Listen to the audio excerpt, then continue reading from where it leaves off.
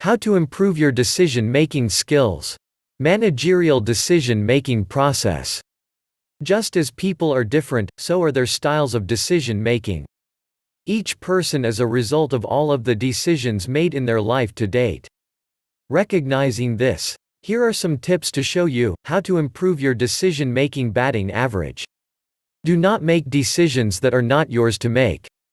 When making a decision, you are simply choosing from among alternatives. You are not making a choice between right and wrong. Avoid snap decisions. Move fast on the reversible ones, and slowly on the non-reversible.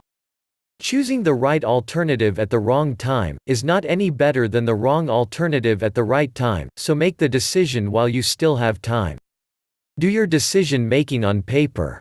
Make notes and keep your ideas visible, so you can consider all the relevant information in making this decision. Be sure to choose based on what is right, not who is right. Write down the pros and cons of a line of action. It clarifies your thinking and makes for a better decision. Make decisions as you go along. Do not let them accumulate. A backlog of many little decisions could be harder to deal with than one big and complex decision. Consider those affected by your decision. Whenever feasible, get them involved to increase their commitment. Recognize that you cannot know with 100% certainty that your decision is correct, because the actions to implement it are to take place in the future.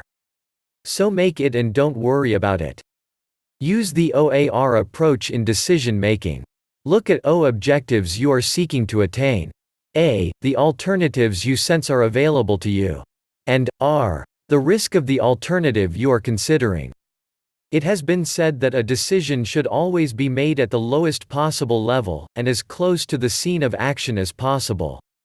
However, a decision should always be made, at a level ensuring that all activities and objectives affected are fully considered. The first rule tells us how far down a decision should be made. The second, how far down it can be made. Remember that not making a decision is a decision not to take action.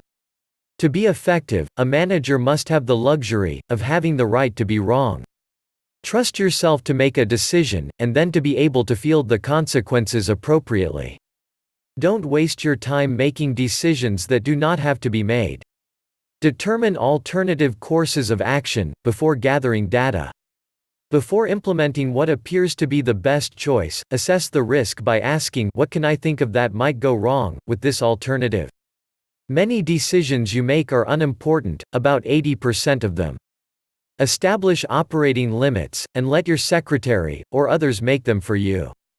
Consider making the decision yourself in lieu of a group, but recognize the potential for less commitment by those affected. As part of your decision-making process, always consider how the decision is to be implemented. As soon as you are aware that a decision will have to be made on a specific situation, review the facts at hand, then set it aside. Let this incubate in your subconscious mind, until it is time to finally make the decision.